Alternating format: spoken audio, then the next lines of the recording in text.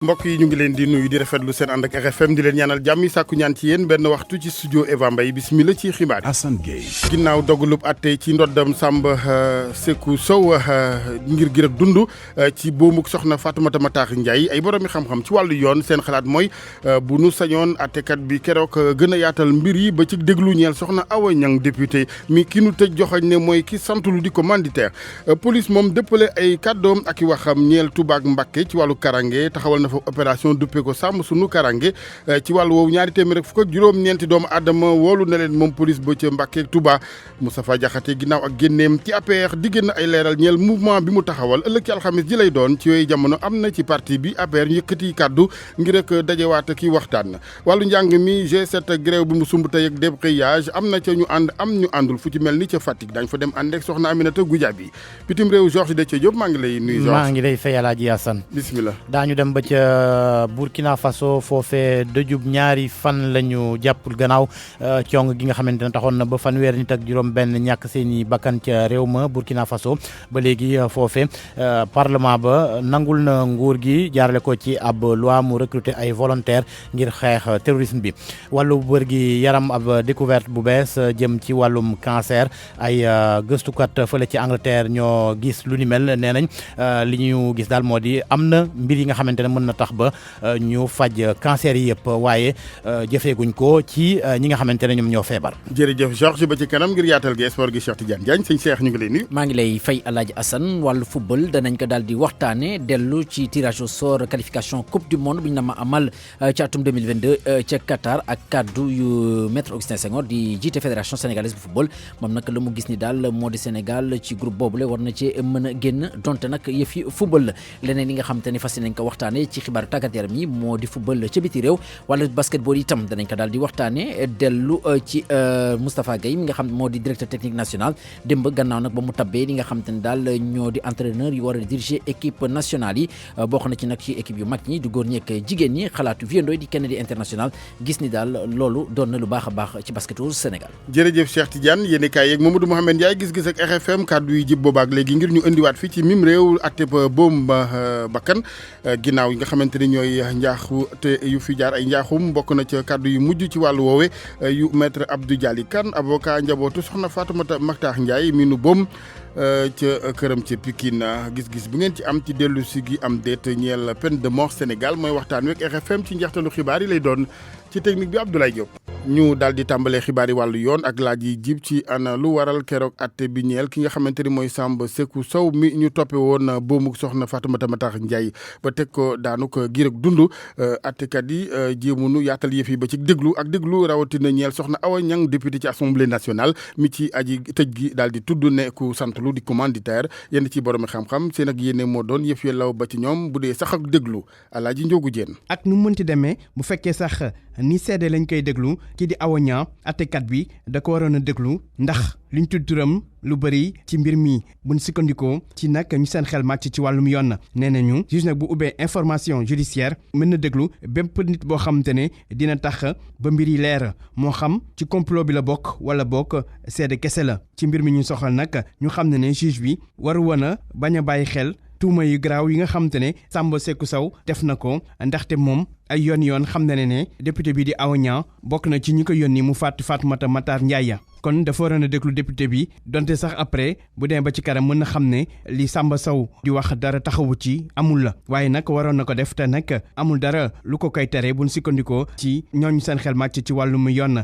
ñu wax ne nag donte député la sax mën nañ ko déglu ni seede léegi nag buñ demee war a teg ay tuuma ci kawam boobaa nag la ñuy dugal mbirum malaanu kiraan député am di immunité parlementaire ñoom ñëpp tamit bokk ne buñ déglu woon soxna soos nekk député APR dëkk ca Dalifort doon na woon tax ba jeexi jaaxa du am te tamit dina dalal xelu njaboot gi ndaxte njabootu Fatoumata Ndiaye xam nañ dem ne dëgg gi yëpp waxuñu ko ci mbir mi donte sax daan nañu kii di Samba Sékou Sow mu war a tëdd kaso giru dundam teg ci tam wala fay alamaan bu toll ci 200 millions fi mu toll nii nag ñaari wàll yëpp di partie civile ak défense am nañu sañ-sañu def appel ci diirug fukki fan ak juróom buñ ci noppee tam bu leen mbir mi doyul mën neen dem layoo ca kanamu cour suprême loolu di firndeel ne pënd bi kon wureegul ci coowal faatu ki fi doonoon vice présidente bu conseil économique social et environnemental Fatoumata Matar Ndiaye ñu faat ko ci biir këram ba sa fukki fan ak juróom-ñeent ci weeru novembre atum 2016. jërëjëf Alaaji Njogu Jéen aw tiis ca diwaanu Kolda dëkk bi nga xamante ne mooy Daaru Salaam Ceerno dañu fa fekk waay bu faat boppam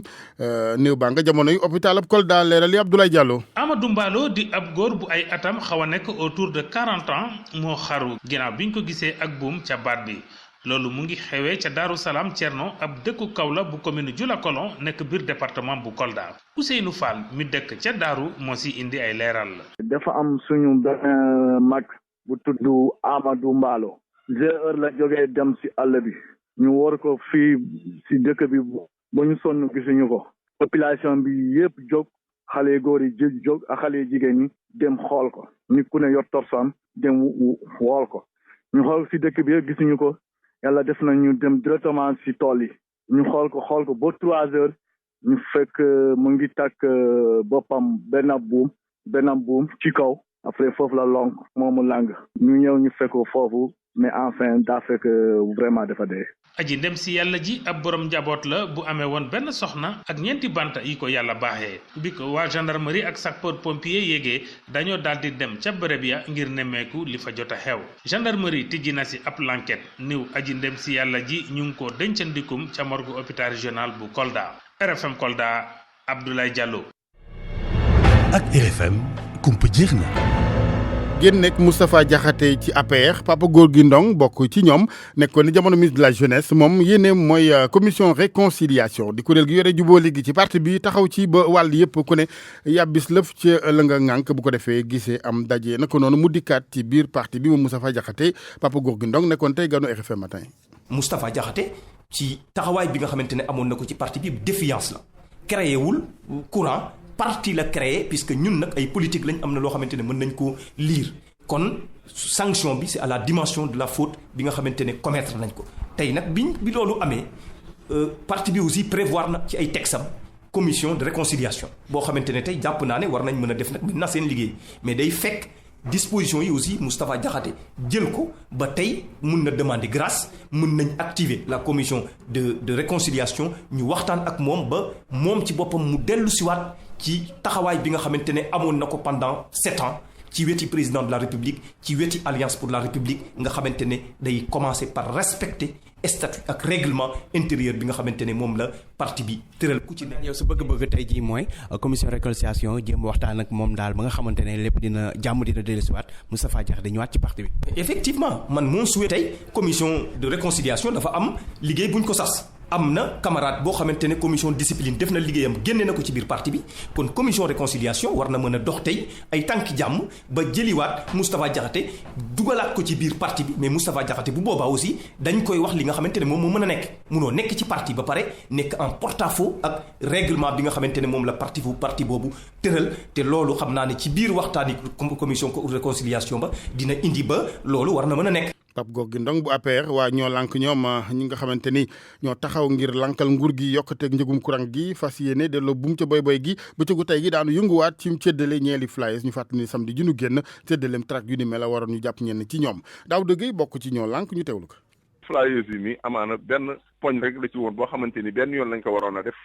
mu jàll waaye nag comme ñun dañoo gis ne kat keroog bañ koy def dañ ñëw jaay ñu doole ci dara lu tegul ci yoon jàpp suñuy ñooñ denc leen ñaari fan fële ci commissariat central ñu ne kat waaw loolu comme àq la ak yelleef boo xamante ni lii di ndayaate gi maanaam constitution moom moo ñu ko may te ni ay nit jóg jot ay ordre tax yu ñëw neenal loolu noonu pour saxal loolu noonu saxal àq yooyu ak yelleef yooyu noonu ñun dañuy delloo buum ca boy ga loola waral ñu ne kat tey ci ngoon dañuy def opération flyers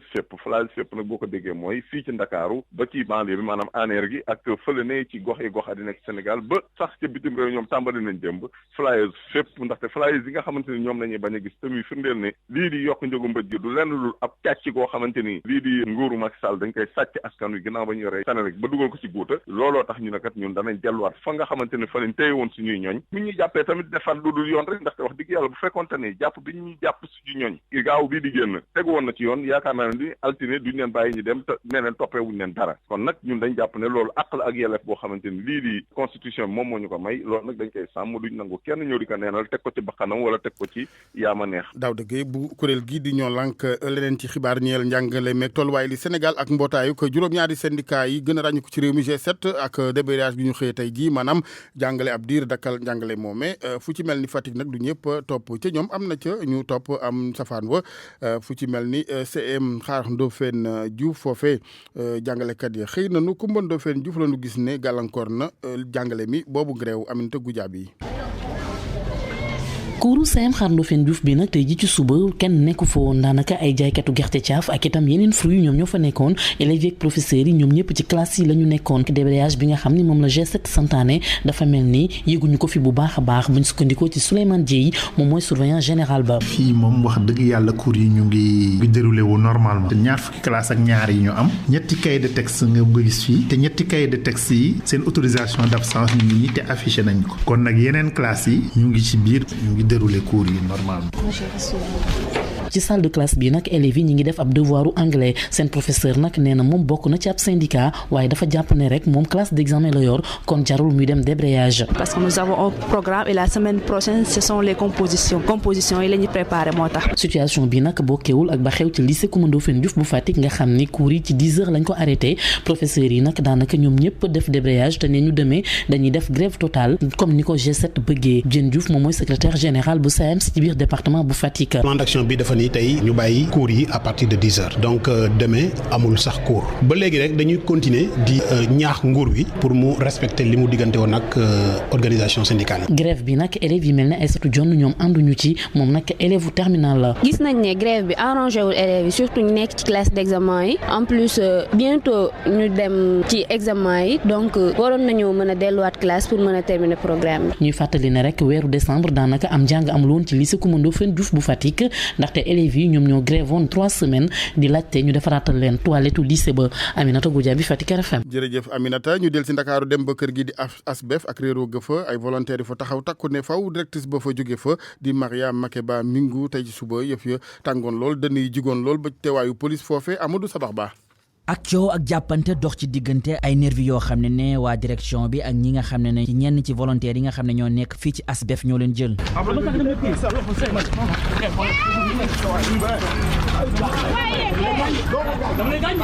ñenn ci liggéeykat yooyu dañoo bëgg kii di directrice bi jóge fa bu ñu sukkandikoo ci comité intérimaire de gouvernance bi contrat bu Mariam Makeba Mingu jeex na ci ñaari fan ci weerum janvier bi ñu génn. Penda Ndiaye mooy vice présidente bu comité bi. moom su dee bi demul présidente bi demul. léegi déjà fii ñu toog nii di wax rek subvention yi ñu doon am mu jóge ci bailleur bi suspendre na ko li ci des mooy bu ñu yeggee le 31 janvier te ñoom demuñu ñu exclure ñu ci fédération boobu ban bailleur la ñu gis muy subventionné salaire lépp loo xam ne charge fixe la rek ci ASBEF bailleur boobu moo ko jël bu ñu ko bàyyee père de famille yi fi nekk fan lañ jëm. ginnaaw ba ñu jaaree ci fépp fi nga xam ne war nañ faa jaar ñi nga xam ne ñooy liggéeyee foofu ci ASBEF nekk ay volontaire di xam ne pare nañ pour def lépp bañuñu sax def loo xam ne yoon mayu leen ko ngir ki nga xam ne mooy directrice bi jóge fa. ñun duñu bàyyi mbir mi mu yàqu dañu daje signé ay pétition am nañu juróom-ñetti téeméeri nit ñoo xam ne ñi ne ay volontaire lañu yoo xam ne signé nañ pétition bi li ñuy def nag mooy suñu bakken lañ ci teg moom fu mu ko toll rek ñun toll nañ fa suñu bakken lañ ci teg bu ñu demee nervi bu ne ni doo dugg ngeen indi seen i nervi ñun am soxlawuñu nervi amuñu nervi yi fi nekk yéen leen indi wuñu fi nervi ci bi ñu demee ca direction ba nag amul benn xibaar bu fa tukkee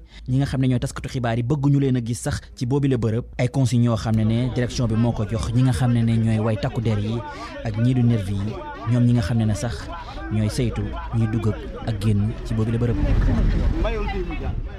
Amadou Sabax Ba wax la wér-gu-yaram ak jàngoro ji feeñ ca fi nga xamante mooy réewum Chine virus bu fa defi lorange ci misaal juróom-ñeent ñu mu fa faat ay téeméeri yu mu fa tëral ci États-Unis am na fa cas kenn koo xamante ni daal dina ko tëral jàngoro joojee bawoo ca Chine nag waral RFM demal leen fu ci mel ni rival mi ci Ndakaaru ak commerçant yenn yi faral di jël yoon woowee di yoonam Chine ñu bari ci ñoom gindiwuñu ci jàngoro ji gis nañ ne daal kilifa yi war nañ gën a sensibiliser ñaax askan wi reportage soxna Awa Mbaye Demba Dieng mi ngi sëgg ci téléphone am di seetaan ci YouTube ab reportage bu ñuy wax ci jàngoro ju bees ja feeñ ca Chine. Aux États-Unis, on a commencé à vérifier l'état de santé des passagers dans les 3 aéroports. ba mu jógee Chine nee na yàggul ci weer képp la toll waaye Demba Dieng xamul jàngoro ji teewut dina def kem kàttanam wut ci ay xibaar leerlu ci. maa ngi koy doo commencé déglu ni bi ngay ñëw nii man nag comme que feebar bi man xamagu ma nu mu demee moom laay déglu nii waaw mais ñoom am nañ ay moyens moom voilà. léegi boo doon ñaax sénégalais yi fii loo leen di wax autorité yi.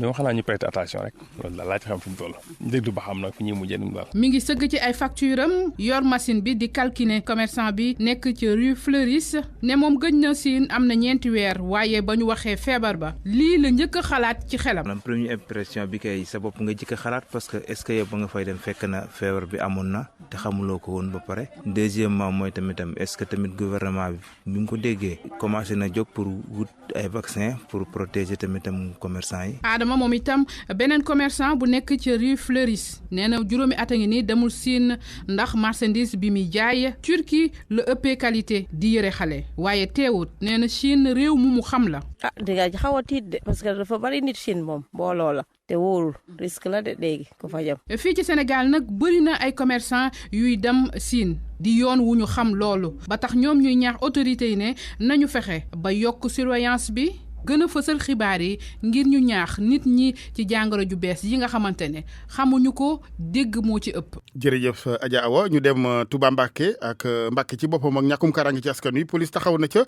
ci wàllu woowee la jógtee opération bu ñu duppee sàmm sunu kaaraange 200 doomu aadama yu nu woolu ci ñaari fan ñu déglu ci commissaire Bassirou Sarr bu diwaan ga ak soxna Mariama Diop. directeur de la sécurité publique daf fi ñëw fan yi seet si ñu lancé ay opération bu ñu tuddee sàmm suñu kaaraange parce que dañ seetlu ne fan yi diggante Touba ak Mbacké dafa bëri ay attaque ay agression ay cambriolage ci boutique yi ak station yi ci loolu nag dañ am ay renfort yu jógee Dakar mooy directeur de la police judiciaire ak waa GMI ñoo ñëw pour prêter ñu main forte 257 nit la ñu interpellé la ñu jàpp ak juróom-benn fukk ak ñaar pour vérification d'identité la juróom yi pour yor sineebar ñaar fukk ak ñett 23 ñaar fukk ak ñett yi mooy ñi màndi di tëdd ci mbedd yi di tërëf ci mbedd yi juróom-ñett yi pour vagabondage ñeent pour ñi nga xam ne dañuy 15 ñett pour ñiy dawal oto te yoruñu permis de conduire benn pour sàcc juróom-ñett pour jeu de hasard maanaam ñiy carte xaalis ci mbedd bi juróom benn pour nécessité d'enquête ña nga xam ne seeni comportement moo suspect donc ñu war a saytu nag seeni yëf ci mbiru contrôle oto yi 400 ak fukk ak juróom-ñeenti pièces la ñu jàpp ñu immobiliser juróom fukk ak juróom-ñeenti oto ak fukk ak juróom benn moto loolu moo nekkoon liggéey bi liggéey bi nag dafay continuer li ci am solo mooy day continuer dans le temps du yem ci démb ak bërki démb rek parce que renfort yi ñu ngi fi ak ñun chaque jour dañ ciy nekk guddi ak bëccëg pour sécurité am ci dëkk bi diggante Touba ak Mbacké ak li ko wër. commissaire Bassirou Sarr bu Touba Mbacké ba tey ci xibaar yi RFM wàllu politique ak tëralin wi ñu ci jógtee ci wàllu pàttali ñeel yenn ci kilifa yi politique ginnaaw Ousmane Sonko tey ji RFM ak Alimou Ba di yër mbiri Moustapha Diakhaté ci wàllu yu jaar-jaar ak kàddu yi woon yu démb ki tey ak méngoo ngi ceem déet gëstub Mohamed Alimou Ba. Janvier 2020, Moustapha Diakhaté attaqué régime président Macky Sall. boo ñu nit ñi bu ñu waxee ba nekk ci opposition bi waaye bu ñu ñëwee ba falu dañuy fàtte lañ doon wax daal di yor beneen jikko. Pourtant boo xoolee bu baax diggante 2012 ak 2019 kii di Moustapha Diakhaté yaa gën a défendre Macky Sall moom sax en tant que président du groupe parlementaire Benno Bokk Yaakaar yaa gën a justifier nu ñu emprisonné Khalifa Sall 14 juin 2017. Maire de Dakar élu 2 fois puisse mettre apposer sa signature sur du faux disposer de l'argent, ce scandale-là il est plus grand. Ci décembre 2012 la commencé kon jàppale Macky Sall ci wàllu traque des biens mal acquis ci assemblée nationale bi mu nekkee président groupe parlementaire Benno Bokk Yaakaar. dama ne fot tàqale mbaam ak noppam fu ngeen mën a jaar li ngeen ko walla da ngeen ko goxi. ci wàllu électricité bi daanaka nu ñu yokkee facture yi kii di Moustapha Diakhaté yàggul ni génn na wax ni jaarul yoon. état bi kenn ni jàppale Sénégal ba mu xaalis boobu mu jot ci su ko defee loolu ba ca jotee moom du jar ñu yokk sunu facture. c'est tout. et pourtant boo xoolee 5 juillet 2019 waxoon na ci beneen plateau télévision ci régime président Macky Sall daanaka prix yi dafay stable mu expliquer yenn yokkute yi. pratiquement les prix du au Sénégal dañ ko bloqué ci yëpp nag rawatina ci bu dee gasoil ak essence waxuma bloqué mais dañ ko wàññi ñaari yoon kon wax dëgg yàlla gouvernement bi doxoon na jéego yu rëy ci mel noonu léegi nag li bu demee ba jàpp ne yokk gi moo gën ci maanaam portefeuille état bi man loolu gisuma ci lu di ko rafetlu am. relation moom ak Macky Sall daanaka jàpp na tey jii Macky Sall dafa changé. waaw nguur ma mën naa soppi nit li ma koy ñaanal nag yàlla bu ko nguur soppi. et pourtant avril 2019 waxoon na leneen loolu gannaaw bi président Macky Sall jëlaatee nguur gi. ndax juróom-ñaari at yii moom dugal boole na ma ci ñi ko doon yorle réew mi waaye yëmul foofu sax boole na ma sax ci njabootam ndax président bi bu la mayee nga mën a dugg ci néegam bokk ak moom añ bokk ak moom reer bokk ak moom ndékki ànd ak soxnaam tukki kooku deseelatul la dara kon wax dëgg yàlla maa ngi koy santaat bu baax a baax nag te nag ni ma ko doon jàppalee 2012 ba 2019 bi noonu laa ko fas yéene jàppale waat ba 2024 bu geesoo dina ma gis ci wet. tey jii loolu yëpp fàtte na ko nekkatul ak moom. RFM bitim réew. maa ngi lay ziar Georges. delloo ziar la ziar. boo paree woon sëñ Jaxate kër Mouhamed Ali Mouba fi léegi booba ñu dem rek ca Burkina Faso ak tiis booba ak léegi wàllu terrorisme waral sax ga ci mujj nag cong ñaari fanu dëj yoo xamante ni kilifa yi dogal nañ. tey ak ëllëg loole nag gannaaw cong gi nga xamante ne mu ngi amoon altine ca nooru dëkk ba ab ay nit yi nga xamante ne dañu yoroon ay ngànnaay ñoo duggoon ca marché bu Nagraogo bu province bu Sama-Tenga faat lu toll ci fanweeri civil ak ñaar laata ñoo daw ñoom nag liñ ci yokk sax moo di lakk marché ba jamono joojee nag jamono ji ñàkk kaaraange googee le parlement bu Burkina Faso adopté démb ab loi yi nga xamante ne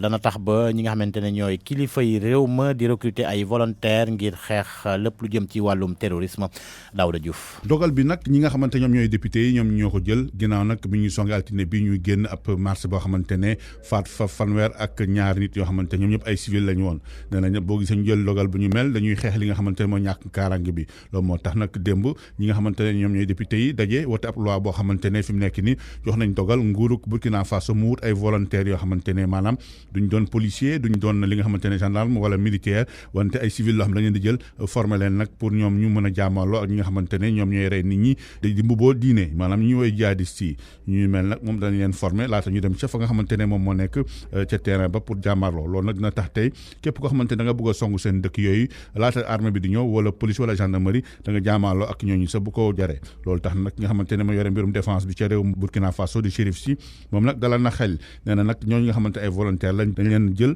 tàggat leen former leen laata ñu dem ci terrain bi wante am na ñoo xamante seen xam dafa màcc ci mbirum kaaraange ne daal lu ñuy ragal moom mooy ñooñu nag moom ñu def li nga xamante ne dafa saafaano ak li nga xamante ne moo tax ñu former leen ñu gis nag ca Burkina Faso li nga xamante ne mooy drapeau yi ak lépp loo xamante ne mbirum xumbaay la nguur ga dañ ko jël nag moom ne dañ koy àppal gannaaw àllarba bi ak alxames bi nag pour nag moom ñaaw li nga xamante ne def nañ ko maanaam rey fanweeri nit ak ñaar ca réew Burkina Faso. ca Burkina Faso ba léegi wër gi yaram gu Djibril Basolé jaaxal na ñi nga xamante ne ñoo di njabootam ki fi nekkoon ay jamono ministre des affaires étrangères ñu teg ko daan fukki atu kaso ci procès coup d'état bi mujjewut woon antu ci septembre atub 2015 jamono ji mu ngi ci ab l'hôpital ca Ouagadougou ngir faju RFI xamal ñu ne nag njaboot gi nee na daal dañ ko war a yóbbu biti réew mu dem faju ji loole nag mën na am mu antu lu yàggatul ndax ab source bi nekk ca gouvernement ba dénk sunuy naataango yu rajo France Internationale ne dogal googe di bàyyi Djibril Basolé mu dem biti réew ngir faju ji daanaka jël nañ ko ay fan a ngi ni chambre criminelle bu tribunal militaire moo ko jël li ñuy doon xaar rek moo di rapport médical bi. ñu dem ba Nigéria ak tuuma di inculpation jëm ci ancien procureur ci wàllu guerre. mu di kuréel gi nga xamante ne mooy xeex lépp lu jëm ci wàllum guerre foofee ca Nigéria di commission des crimes économiques et financiers moo teg tuuma ci Mohamed Adok ne dafa am ay pots de vin yi nga xamante ne jot na ko ngir yombal njaayum bloc pétrolier ci lu toll ci 1,3 milliard de dollars BBC xamal ñu ne filiale locale yu multinationales yi di Shell ak Eni ñoom itam teg nañ ci ñoom ay tuuma agence anticorruption moo teg tuuma ci ñoom ñu ne dañoo yombalal procureur général ba woon wàllu woowee procureur général ba woon moom nag weddina tuuma yooyu yëpp poursuite yooyu nag ñu teg ci ndoddug Mohamed Adok ñu ngi door ci atub 2015 ñu tegoon ko loxo ci weeru décembre gi ñu weesu ca Abuja ñu ngi ko njëkk a interpellé nag ca Dubai Interpol moo defoon li ni mel loolee ngi amoon ci weeru novembre 2019 BBC yokk ci ne am na ka fa nekkoon ministre du pétrole di daan etet moom itam te ñu teg ci ndodam ab mandat d'arrêt foofu ci Nigéria ba léegi ñu ngi koy wër ci mbir yooyu. Tunisie président ba fal na premier ministre bu bees. njiit réew ma Kais Saied moom ki mu tànn moo di Elias Fax tur yi xaw a jafe El Hadj Assane moom dañoo wooyu Seydou Nourou Ba bokk mu jàppal ñu ci mu jàppale ñu ci. neel président ba. voilà président ba daal moo tab Elias Fax ni ki njiit lu bees bu gouvernement ba gannaaw bi bu njëkk ba antowul moom premier ministre bu bees bi nag nekkoon ay jamono ministre du tourisme nekkoon itam ministre des finances élection yi ñu weesu sax élection présidentielle yi ñu weesu sax ci weeru septembre moom bokkoon na ci waaye jëlewu ci dara maanaam téeméer boo jël daal li mu am ci xob sax matut benn moom Elias Fax moom war naa former ab gouvernement nag ci weer gi ñu dëgmal gouvernement boobee nga xamante ne buñ demee ca parlement ba pour mu door liggéeyam foofu mu am lu toll ci téeméer ak juróom-ñeenti voix ci ñaari téeméer ak fukk ak juróom-ñaar ya fa nekk bu fekkee ne loolu nag antuwul njiitu réew ma mën na dissoudre gouvernement ba ci weeru mars. bu fa yàggee ca primature ba nag di nga am problème ci journal Inter Georges. dama koy bàyyi ak ñoom ak Binta mu ngoog xibaar bu neex bi ci wàllu santé ak découverte di pent goo xamante ni ci wàllu kër docteur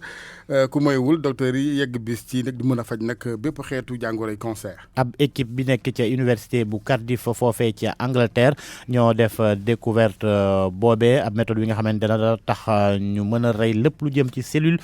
cancéreuses yi ci wàllu prostate cancer du sein cancer des poumons ak yeneen i cancer ya ñu ngi ko def nag ci ay test ci laboratoire waaye BBC xamal ñu ne résultat yooyu nga xamante ne ñi ko fësal ñoo di Nature Immunology testé guñ ko nag ci ñi nga xamante ne dañoo feebar waaye gëstukat yooyee nee nañ ñoom daal am nañ ci yaakaar ndax nee nañ liggéey ba donte sax ci ndorteel la ñu nekk waaye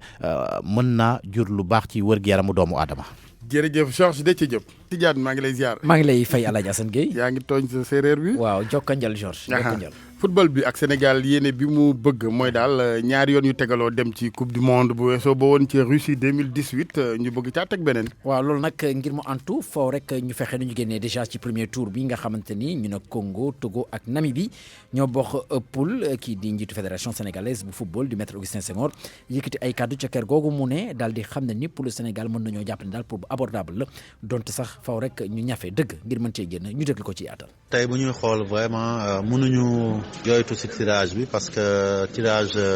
mënoon na gën a metti bu ñu xoolee xar kanam yeneen groupe yi am na ci groupe yoo xam ne groupe yu tar lañu yu metti lañu mais yàlla suturaal nañu mun nañu jàpp ne si suñu tolluwaay jamono ji ñu nekk ñi ñu bokkal poule bi war ñu leen mën ragal te war nañu mën a am kattan pour génn ci waaye loolu nag mu ngi wéeru rek ci maanaam maanute aussi respecter suñu adversaires yi xam ne football africain dafa wut ak yeneen football yi sur le terrain équipe yi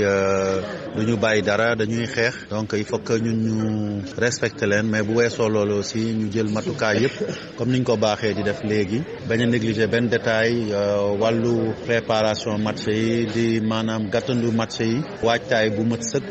ci wàllu organisation ci wàllu transport bi parce que xam nañu Afrique dafa metti xam nañ dinañ dem Afrique centrale muy Congo dinañ dem aussi Afrique maanaam sowu jant Afrique du Sud parce que dañuy taseek Namibie te loolu du nekk ay voyage yomba mais tàmm na diñ ko def ak état bi dañuy organiser wu comme ni ñu ko doon def xanaa sax ñu gën koo yeesal fu mu gën a baax pour que joueurs yi mun tukki ci anam yu jekk am dalukaay yu baax ci dëkk yooyu ñu tolluwaay ci fi ñu nekk ci football africain war nañu mën a xëccu pour jël benn place bi nga xam ne moo ñu yóbbu ci dernier tour bi muy final playoff yi pour ñu mun delluwaat coupe du monde parce que suñu mbébét yëpp ak suñu objectif léegi mooy bu ñu demee coupe du monde 2018 ñu tollantiwaat ko 2022. Moussa Koné moom nag doomi Sénégal nekk ci deuxième division bu Allemagne jot a am sax yenn sélection ci équipe nationale petite catégorie yi moom daal dina bawoo foofu lay Dresde daal di wutali Ligue 1 bu France Nîmes Olympique Club foofu lay daal di kon bokk football maanaam bés ni ki tey moom nag daal na xaatim ab contrat ñetti at ci xayma nag ñoom muñ ko jëndee $1 milliard ak 311 millions si suñu koppar Moussa Koné moom daal dina am lu tollook ñaar fukki at ak ñett ci championnat bu Allemagne deuxième division jot naa dugal lu tollook juróom benn but à la Jassane. Europe ñu ngi si football tey jii foofu ci bari ciy gox. waaw bokk na ci Angleterre ñoom nag dañuy daal di yeggale seen 24e journée 19h30 Tottenham dana taseek ko féete ci place bu mujj bi moo di Norwich ci google waxtu itam Leicester féete si ñetteel place bi moom dana fekki West Ham United ca dëkkam wala boog dana taseek West Ham United 20h15 Manchester United féete ci juróomeel place bi moom dana jongante ak ñii di waa Burnley Liverpool moom moo féete ci place bu njëkk bi jekku lool ngir jël li nga xam te ne moo di championnat bi moom nag ëllëg dana fekki Wolverhampton foofule ca dëkkam Coupe du Roi d'Espagne 16e de finale tey jii ci ngoon 18h Ibiza di club 3e division dana dal ñi di waa FC Barcelone Real Madrid moom dana fekk beneen équipe 3e division moo di Salamanque ca France ñu ngi demi-finale Coupe de la Ligue 20h tey jii ci ngoon Reims dana tase ak Paris Saint-Germain bu Idrissa Gana Gueye moom nag du bokk ci googu la jongante Lyon moom dal na qualifié ba pare ci finale niki démb ci Italie itam ñu ngi seen quart de finale Coupe nationale 19h45 tey jii ci ngoon Juventus de Turin dana tase ak ñi di waa AS Roma Napoli moom démb jot naa qualifié ci wàllu demi-finale ñu daal dellu suñu réew waxtaanee wàllum nawetaan phase départementale ba ca Pikine demi-finale yi tey jii lañ koy daal di amal ci Stade Alassane Djigo bu Pikine 17h sanc bi dana tase ak ñi di waa Aïnou Mady 19h ginnaaw raay diggam ak ñoo déggoo lay daal di doon. ñu jeexalee basket bi. waaw basketball ak équipe nationale yu Sénégal daal nañu am ay entraîneurs yi nga xam te ne ñoom la ñu daal di samp ngir ñu daal di ko jiite ñu bàyyi xel lool ci équipe nationale A bi di góor ñeek jigéen ñi gis ni nag am na yenn ci ay coppite yi nga xam te ni Moustapha Gueye daal di na ko indi moom mi nga xam te ni la ñu dénk li di direction technique nationale waaye coppite yi nga xam te daal indi na ko tax na ñu bëri am ci yaakaar bokk na ci ñooñu le kii di Vieux Ndoye mi nga xam te ni ancien international de basket la. Tafa Gueye moom boo xoolee xam na bu baax li koy xaar donc man damay jàpp ne xalaat na bu baax balaa muy teg entraîneur yi boo xoolee ci jigéen yi moom dane day ñëw jàpp ci te lu normal la directeur technique national waroo di toog rek il faut nga yëngatu jàpp ci équipe yëpp boo xoolee tamit ak dellu sewaatu El Hadj Diop adjoint am la woon en équipe nationale te El Hadj Diop am na expérience xarañ na bu ñu demee tamit ci côté Mbourika il faut que nit yi xam tamit ne ci juróomi at yi weesu Mbourika li mu gagné pratiquement benn entraîneur gagné ko ci jigéen ñi donc bu ñu xoolee ci côté sportif rek daanaka mérité na place am ak Khady Diop tamit day continuer rek jàpp ci suñu xoolee ci côté góor ñi Porfirio jotoon na fi jaar bon yemoon na fi ay demi-finale jotul dem finale jotul gagné Afrobasket mais loolu day wane ne comme que xam na groupe bi xam na équipe bi delluse bi li koy gën a ñoŋal mooy ñëwaatu Boniface parce que Boniface boo xoolee dina indi dal ci équipe bi parce que booy jox nañ ko cër bu baax jàpp naa ne buñ leen jàppalee daal man gëm naa ne dinañ ci génn. kaddu Vieux Ndoye di ancien international de basketball à la Diassane fii dañ koy daal di yamale xibaaru tàggat yaram.